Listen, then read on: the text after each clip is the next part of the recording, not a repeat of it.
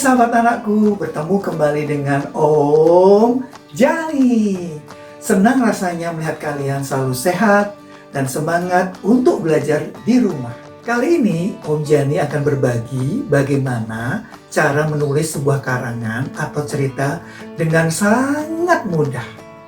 Sahabat anakku, jika kalian dapat tugas dari sekolah untuk membuat cerita, tidak perlu cemas ya, apalagi ngambek, kemudian malas membuat, menunda-nunda pekerjaan, bahkan tidak ada ide.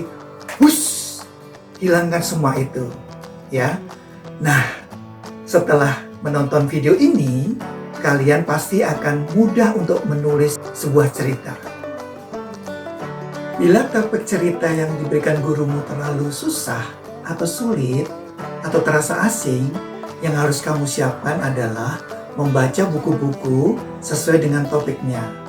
Atau kamu bisa browsing di internet supaya kamu punya gambaran, kamu punya bahan untuk menulis karangan. Dengan banyak membaca, wawasan kita akan semakin luas sehingga akan mudah untuk menulis sebuah cerita. Tapi kalau topik yang diberikan gurumu sangat sederhana, misalnya pengalamanmu, keluargamu, diri sendiri, nah, kalian hanya tinggal mengingat kejadian-kejadian yang telah lampau. Nah, setelah itu, kalian bisa membuat jaringan topik. Menulis kata yang akan kamu tulis dalam sebuah cerita. Nah, biar yang membaca ceritamu lebih asik, kalian harus cari sesuatu yang berbeda atau spesial. Nah, inilah contoh jaringan topik yang harus kamu buat. Kamu bisa menuliskan kata-kata apa saja yang akan menjadi ceritamu. Nah, sebagai contoh, ada jaringan topik. Ini yang sudah dilakukan anak kelas 3. Lihat ya. Nah, ia mendapat tugas tentang cerita ayahku. Dan ini harus ditulis nama, lengkap, panggilan, umur, ciri-ciri, asal, pekerjaan, kegemaran, kebiasaan, yang aku sukai, kejadian yang tidak aku suka. Nah, yang menurut Om Jani spesial adalah yang aku sukai dan yang tidak aku sukai. Jadi, sebagai pembaca, kita akan tahu bagaimana cerita tentang ayahnya yang disukai atau tidak disukai. Nah, setelah menulis jaringan topik, kalian harus membuat kalimatnya. Nah, dalam membuat kalimat, kamu tidak perlu takut salah. Tuliskan saja apa yang ada di pikiranmu. Karena proses selanjutnya adalah revisi. Jadi tuliskan apa saja yang ada di pikiranmu. Nanti ada revisi, perbaikan yang harus kamu lakukan. Pada tahap revisi, kalian bisa baca lagi, lihat apakah kalimatmu sudah sesuai, bagaimana, huruf besar, tanda baca, sudah tepat belum. Nah, pada bagian ini kalian bisa perbaiki. Ya, beri tanda kata-kata yang salah yang nanti akan kamu perbaiki. Setelah diperbaiki, kalian bisa menulis ulang. Nah, pada saat menulis ulang, hindari kesalahan ya. Karena pada tahap ini, kalian harus benar-benar betul dalam penulisan. Jangan sampai mengulang salah kembali. Pada tahap ini, kalian bisa tambahkan ilustrasi gambar yang menarik sesuai ceritamu. Atau beri cover buku dengan judul dan gambar yang menarik.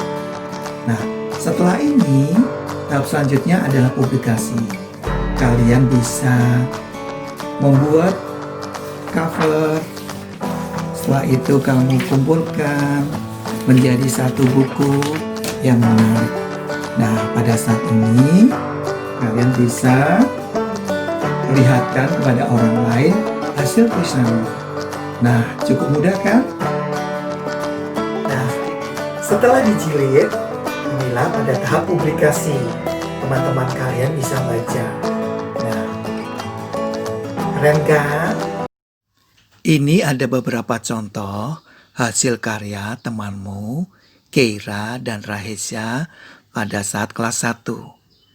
Hebat kan? Mereka bisa menulis semudah ini.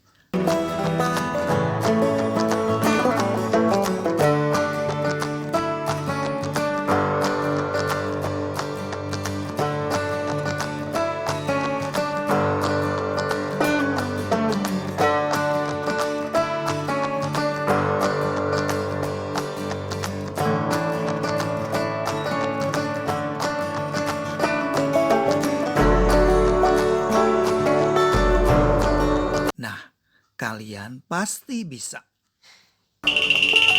Waktunya berkreasi. Hari ini Om Jani akan berkreasi dengan menggunakan clay sebagai bahan untuk menulis cerita memakai jaringan topik. Ingin tahu proses pembuatannya? Yuk kita simak bersama.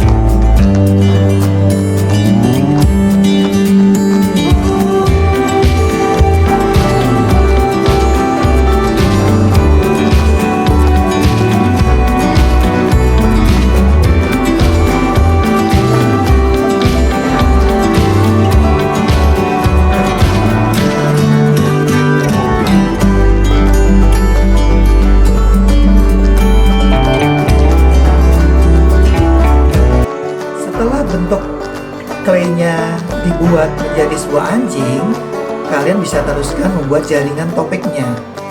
Nanti anjing kalian bisa kamu ceritakan ke temanmu apa saja yang bisa kamu ceritakan di dalam sebuah tulisan. Ayah, Bunda, untuk membantu memudahkan anak-anak kita gemar membaca dan menulis, ada kantong ide yang bisa membantu anak-anak kita. Berikut poin-poinnya.